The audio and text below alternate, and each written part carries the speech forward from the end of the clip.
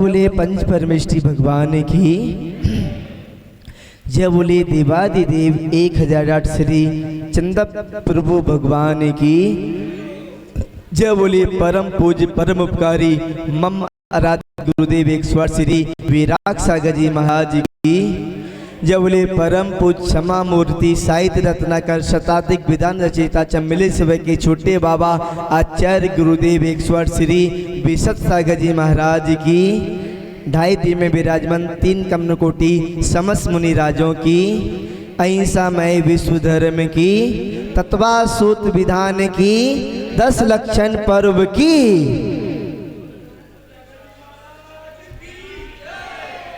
कल अपन ने उत्तम क्षमा के विषय में चर्चा की थी, यानी कि क्रोध नहीं करना उत्तम क्षमा है। और आज बात करेंगे उत्तम मार्दव धर्म की। मार्दव धर्म की ध्यान रखना, उत्तम क्षमा और मार्दव में, उत्तम और क्षमा मार्दव में दोनों में बहुत अंतर होता है। जो उत्तम क्षमा होता है ना, इसका विपरीत क्या हो गया? उत्तम क्षमा का विपरीत क्रोध, यानी कि जिस किसी व्यक्ति को जब क्रोध आता है ना, तो क्रोध में सामने वाले को मारने की इच्छा करता है, सामने वाले का विनाश करने की भावना रखता है, सामने वाले को खत्म करने की भावना रखता है। और जब आदमी का मान कसाय भड़कती है, तो मान कसाय में किसी को मारने की इच्छा नहीं करता। मान कसाय में तो समझता है, बचाने की कोशिश करता है, ये बचे और ये मुझसे नीचे रहे। मान कसाय में आदमी सबको नीचा सोचता है, नीचा देखता है और नीचा करने की कोशिश करता है कि सब कैसे हैं, सब बेकार है, मैं अच्छा हूँ। सब कैसे हैं, बेकार और मैं अच्छा, सब लोग मुझसे नीचे, मैं सबसे ऊपर, मैं ही सब कुछ हूँ, मैं ही करता है। और ध्यान रखना, मान कसाई होती है ना, बहरी होती है। कोई सामने वाले को बताए भैया ऐसा मत करो, ऐसा है, अरे मुझे जानते हो, मैं सब कुछ जानता हूँ, अरे मैं करता रहता है। उसके अंदर विनय गुण खत्म हो जाता है, वो किसी के सामने झुक नहीं पाता। मान कसाई होता है ना, मान कसाई वाला कभी भी किसी के सामने झुक नहीं पाता। और मैंने पढ़ा था, श्रीमत राजचंद जी एक हुए हैं, महापुरुष हुए हैं, उन्होंने बोला था कि यदि मान लो मनुष्य के मान कसाए ना हो, मनुष्य के मान कसाए यदि समाप्त हो जाए, तो मनुष्य को इसी भव में मोक्ष की प्राप्ति हो जाए। सबसे ज्यादा यदि किसी में मान होता है 4 गति में, तो सबसे ज्यादा मान मनुष्यों के अंदर होता है। सबसे ज्यादा मान कसाए मनुष्यों में होती है। और मृदु भाव मार्दवम, मृदु भाव को मार्दव कहते हैं, सहज भाव को मार्दव कहते हैं। आत्मा के सहजता भाव को, अपने अंदर सहजता लेके आओ, अपने अंदर सरलता लेके आओ, तो आपके अंदर उत्तम मार्दव धर्म आ सकता है। उत्तम मार्दव धर्म यदि नहीं आएगा, तो आप अपने घमंड में जीते रहोगे। आचार्य समदभदाचार्य महाराज ने अभी अपना रत्नकंठ सेवकाचार्य का स्वाध्याय चल रहा है, तो उसमें 25 नंबर के श्लोक में आचार्य महाराज ने बताया था कि इस मनुष्य को, इस मानव को 8 चीजों को आधार लेकर मान होता है, 8 चीजों को आधार लेकर मान करता है। उन 8 चीजों को छोड़ने की कोशिश करना है। कौन सी 8 चीजें हैं, कौन से 8 निमित्त हैं, कौन से 8 निमित्तों को लेकर मान करता है? तो आचार्य महाराज बतला रहे हैं, ज्ञानम पूजम कुलम जातिम बल मृद्धि तपो बपू अष्टावासते मानित्वम स्मया माहुर्गतस्मया। यानी कि किसी को ज्ञान का मान हो सकता है, ज्ञान का अभिमान हो सकता है। ध्यान रखना, जो आपका जो ज्ञान है, हमारा जो ज्ञान है, संसारी प्राणियों के पास जो भी ज्ञान है ना, वो सब क्षोभ सम्यक ज्ञान है। पता नहीं, आज अपने पास ज्ञान है, कल सिर में चोट लग जाए तो अपना नाम भी भूल जाए। यदि सिर में चोट लग जाए तो अपना नाम तक भूल जाए, बाकी के ज्ञान की क्या अपन महत्ता दे। किसी को पूजा का मान हो जाता है, प्रतिष्ठा का, मेरी बहुत प्रतिष्ठा है, मेरा बहुत सम्मान है, मेरा बहुत बहुमान है, मेरी बहुत इज्जत है। ध्यान रखना, अपना प्रतिष्ठा का मान भी आप छोड़ दो, मेरा नहीं, सभी लोगों का सम्मान करना सीख जाओ।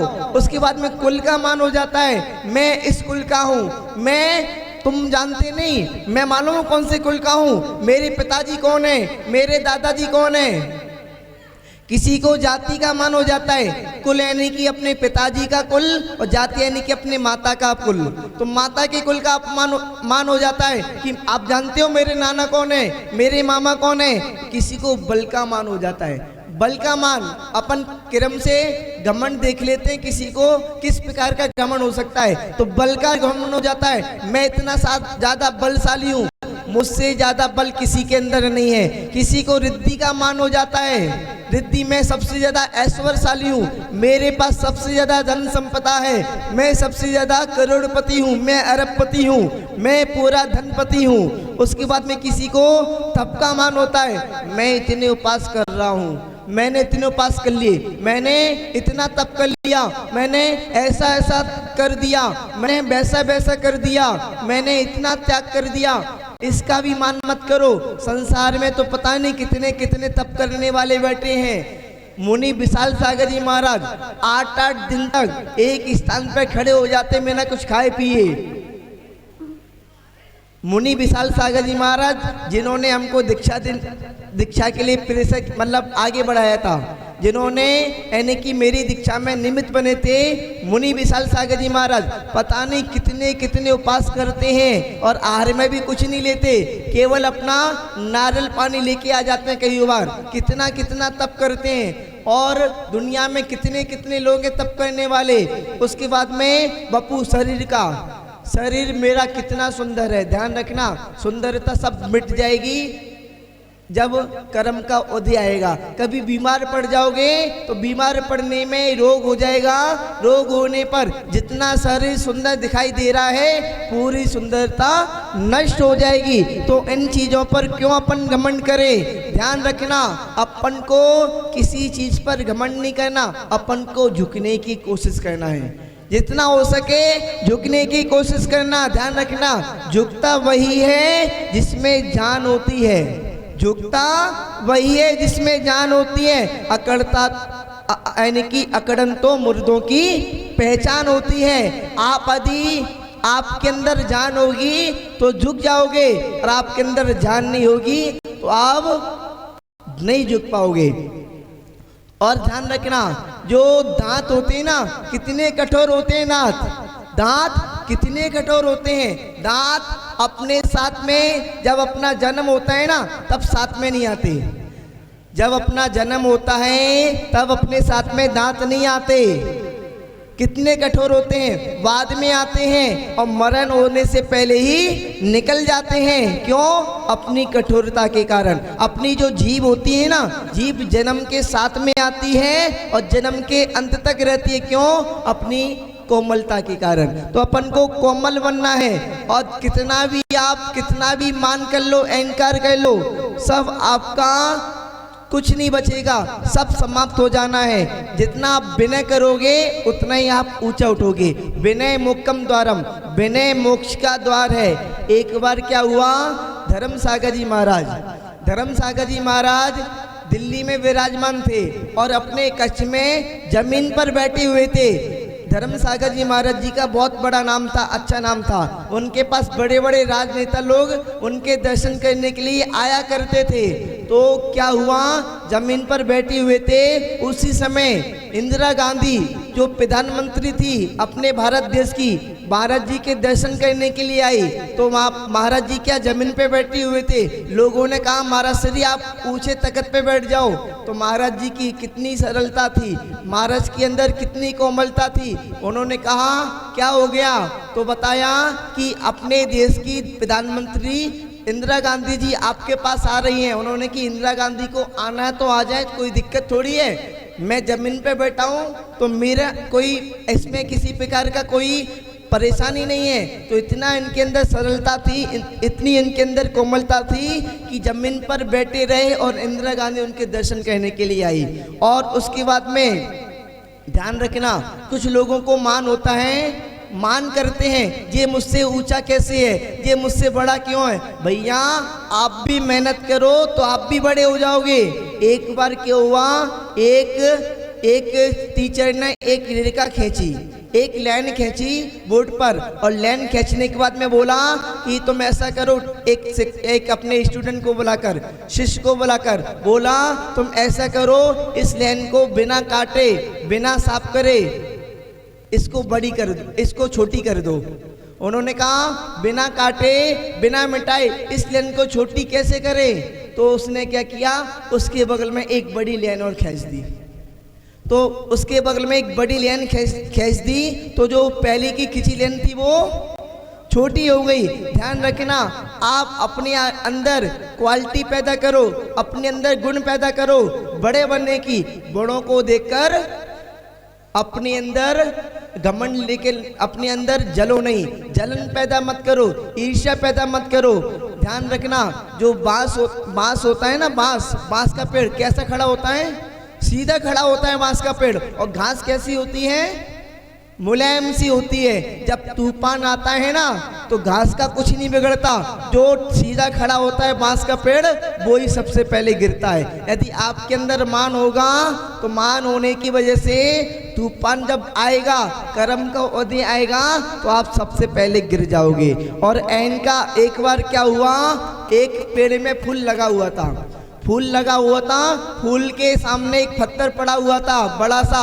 लोग आते और पत्थर से टकरा जाते, और पत्थर को से टकरा जाते तो पत्थर को बुरा भला कहते कि ये यहाँ पर कैसे पड़ा हुआ है। और फूल हमेशा पत्थर को देखकर हंसता। देखो तुमको सब लोग उल्टा सीधा कहते हैं और मुझे लोग कितना अच्छा कहते हैं कि फूल कितना अच्छा सुंदर खिल रहा है, कितनी सुगंध महका रहा है। और पत्थर को क्या बोलते हैं, ये बीच में पड़ा हुआ है।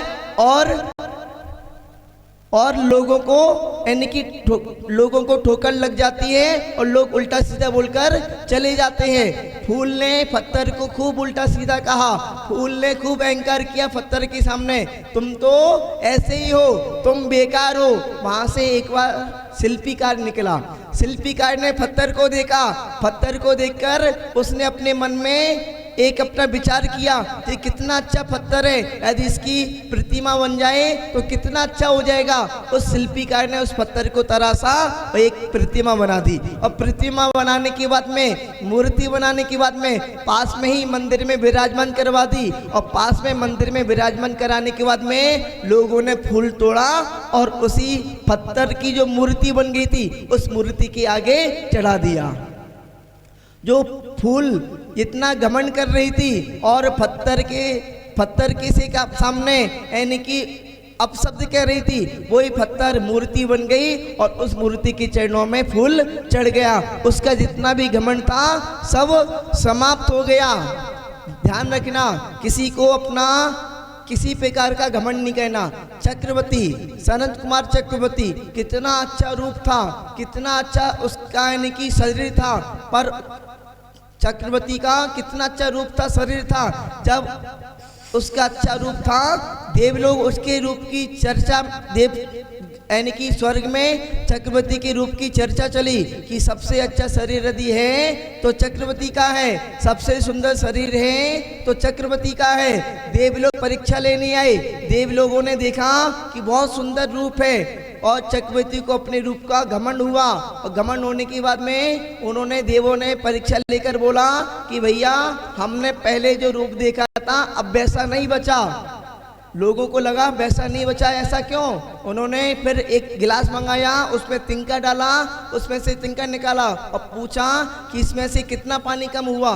लोग नहीं बताए कि बोला कि बिल्कुल भी पानी कम नहीं हुआ। उन्होंने कही यदि बिल्कुल भी पानी कम नहीं हुआ तो ये तिनका कैसे गीला हो गया, तिनका कैसे गीला हो गया। चक्रवर्ती को आत्मज्ञान हो गया और उन्होंने दीक्षा ले ली। दीक्षा लेने के बाद में पता नहीं कर्म का संयोग ऐसा आया, उनका कितना सुंदर शरीर था, पूरे सुंदर शरीर में गोड़ हो गया।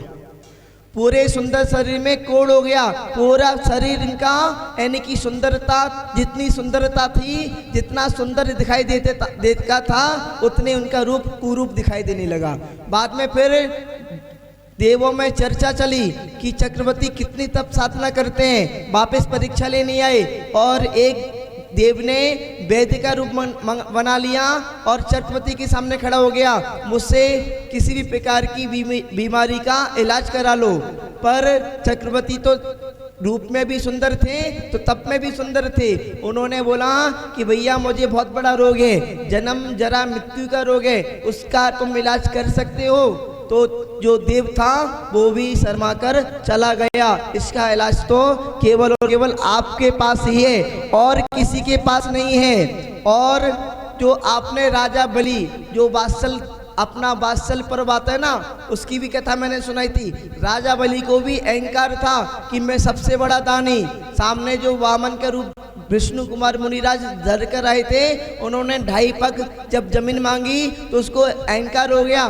2.5 पग जमीन केवल, 3 पग जमीन केवल, ये तो और ज्यादा मांगो, तुमको मांगना है तो। बाद में जब विष्णु कुमार ने अपना रूप बड़ा किया, वामन रूप, तो वो भी यानी कि उसका घमंड समाप्त हो गया। तो अपना ध्यान रखना, किसी को भी यदि अपना यानी कि भला करना है, अपना सुख शांति चाहना है, तो घमंड बिल्कुल ना करे। एक बार क्या हुआ, एक बिल था, बिल को क्या था, उसको यानी कि एक विद्या थी उसके पास। कौन सी विद्या थी? गायब होने की, अदृश्य होने की, अंतर्ध्यान विद्या थी। राजा को पता पड़ा कि बिल के पास विद्या है, बिल के पास विद्या है, तो राजा ने बिल को बुलाया, बोला तुम अपनी विद्या मुझे सिखाओ, अपनी विद्या मुझे सिखाओ। तो राजा सीख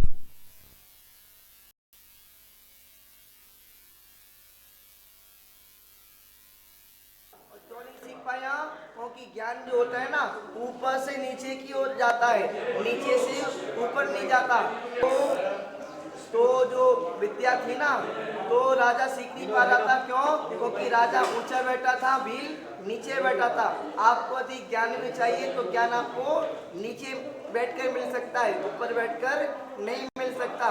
तो आप ध्यान रखें, अपन को किसी प्रकार का घमंड नहीं करना, किसी प्रकार का मान नहीं करना। आज मार्दव, उत्तम मार्दव धर्म का दिन है, तो मान कसाय को समाप्त करना, मार्दव धर्म को प्राप्त करना हमारा जीवन का लक्ष्य होना चाहिए।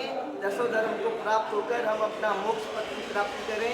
इसी भावना के साथ में जय बोलिए महावीर भगवान की।